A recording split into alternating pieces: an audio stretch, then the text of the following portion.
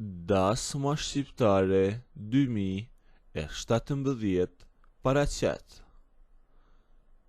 Mirëmëngjes të gjithëve. Jeta është pak e çuditshme. Jam një burr 50 vjeç. E kam një jetë të qetë e një punë të cilës i përkushtohem çdo ditë dhe jam një natyrë që vlerëson shumë qetësinë në shtëpisë. Pak vite më parë, mora një vendim që për shumë njerëz rreth meje u duk i guximshëm. U njoha me një grua 20 vite më të re se unë. Ajo ishte 30 vjeçe, plot energji dhe jetë. Ne u pëlqyem shumë që në fillim dhe vendosëm të martoheshim me dashuri. Gjithçka dukej bukur në fillim, ashtu siç ndodh rëndom në çdo marrëdhënie të re ku entuziazmi mbulon çdo tërmet. Por koha filloi të tregonte të vërtetën tonë. Pas 2 vitesh martesë, e kuptuam qartë që diferenca prej 20 vitesh nuk ishte thjesht një numër në letër, por një ndryshim i madh në mënyrën se si e shihnim jetën. Ajo ishte në kulmin e rinisë dhe donte të dilte, të shetiste e të kalonte fundjavat në për udhëtime apo të rinte me shoqërinë deri vonë. E unë, nga ana tjetër, kisha kaluar një jetë me punë. E pas një dite të lodhshme, gjëja e vetme që kërkoja ishte një darkë e qetë dhe pushim në shtëpi. Nuk e kisha me mendjen tek festat apo udhëtimet e shpeshta. Kjo gjë solli dhe ftohjen tonë. Kishim qëllime krejtësisht të ndryshme.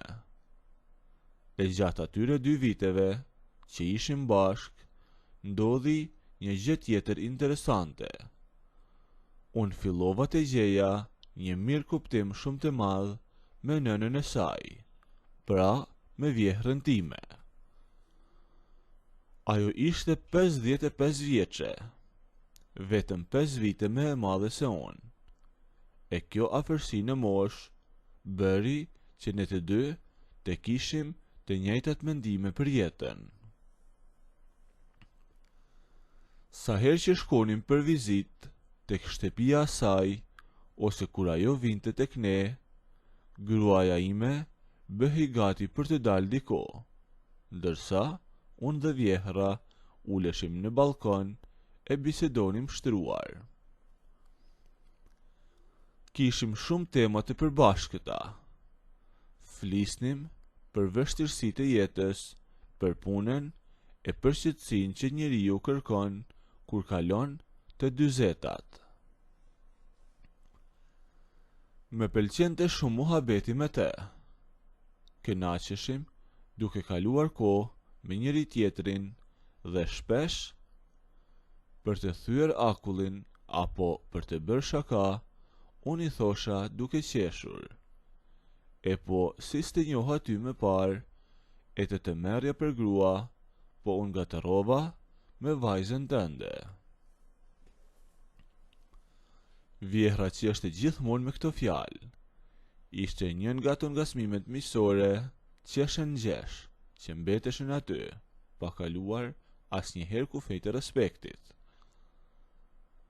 Megjithatë, martesa ime nuk mund të vazhdonte më.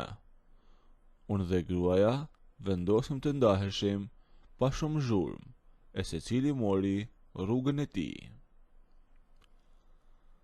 Pas divorcit, unë mora një shtëpi tjetër me qira dhe vendosa të shkëpusja çdo lloj lidhjeje me të kaluaren.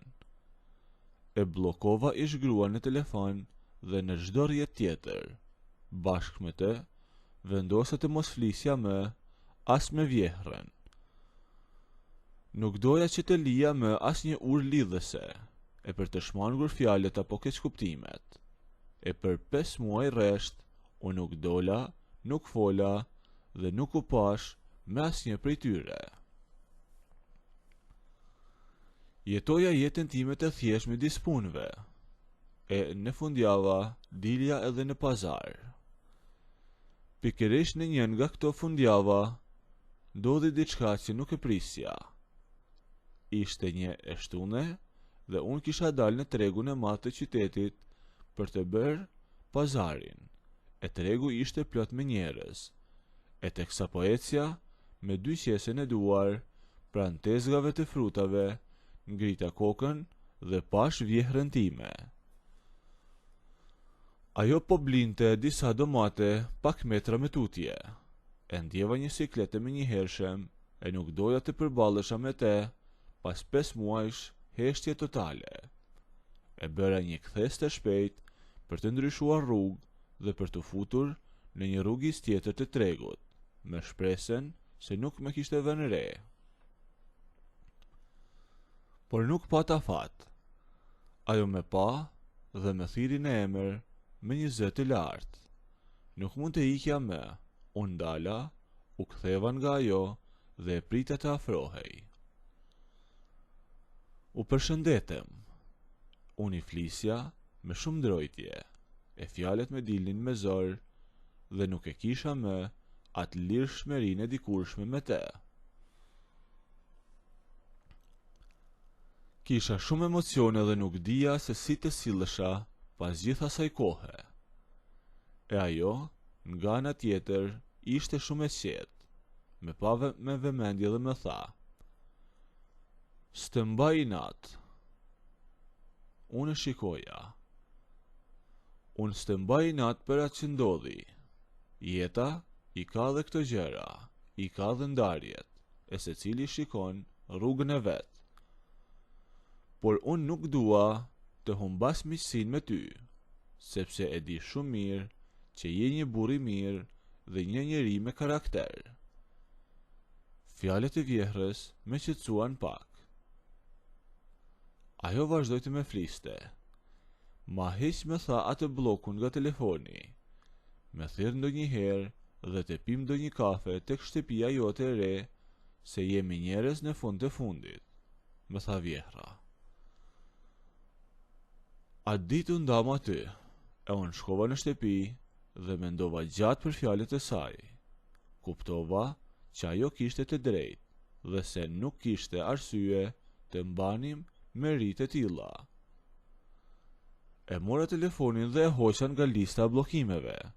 E pas një jave, gjeta momentin e duhur dhe e thira. I thash nëse donte të vinte pas dite për një kafe, ashtu siç më kishte thënë. E ajo pranoi pa asnjë hezitim. E kur më ra zilja deres, e hapa dhe e ftova brenda. E shtëpia ime ishte mjaft e rregull dhe mjaft e qetë, sepse nuk kishte askënd që ta prishte. Vjehra hyri, e ul tek divani, e filloi që të shikonte ambientin për rreth. Unë shkova dhe i përgatita kafet, e pastaj u ktheva përsëri aty në dhomë. Filluam të bisedonim, pak me një bisedë të ftohtë në fillim, sepse nuk e kishim akoma atë ndjenjen siç e kemi pasur më përpara, por flisnim për gjëra që s'na interesonin, si për shembull për punën, se si e kaloja kohën, apo dhe për gjëra pa rëndësi. Por brenda vetes, unë ndjeja që duhet të thosha diçka për atë që kishte ndodhur. E mendoja se i detyrohesha një lloj shpjegimi ose të paktën një mbyllje të mirë të bisedës për ish gruan time. Dëgjoj, thash. Doja të flisnim pak për atë që ndodhi. Për sa i përket, i thash vajzës tënde, unë nuk, por ajo nuk më la të mbaroja fjalin. Zëri i saj ishte i prerë, por i qetë kur më ndërpreu. Harroje vajzën time, mos e përmend më fare atë histori. Tani, me ke mua këtu, më tha ajo. E që më mbetën e fyt ato fjalet e saj, e unë nuk flisja më. Ajo ngrit nga dal nga divani dhe filloi të ecte drejt meje. E kur ajo I zgjati të dyja duart dhe me kapi fort nga kemisha ime, me tërhoqi përpara drejt vetes. E unë nga e papritura, u mbështeta duart e mia në të dyja anët e koltukut që të mbahesha e mos të rrëzohesha, aq shumë që ajo më tërhoqi. E kur ajo u përkul dhe me puthi plotësisht në buzë, duke I mbartur ato duart e saja të shtrenguara pas këmishës ime, atëherë gati po luaja mendsh. S'dija se çfarë të bëja, por fillova që të puthja edhe unë si I çmendur. U rrokullisëm aty në atë divan, duke u puthur. E nëse doni të ndëgjoni historinë deri në fund, bëni videon like, nëse nuk doni abonohuni ose bëni subscribe.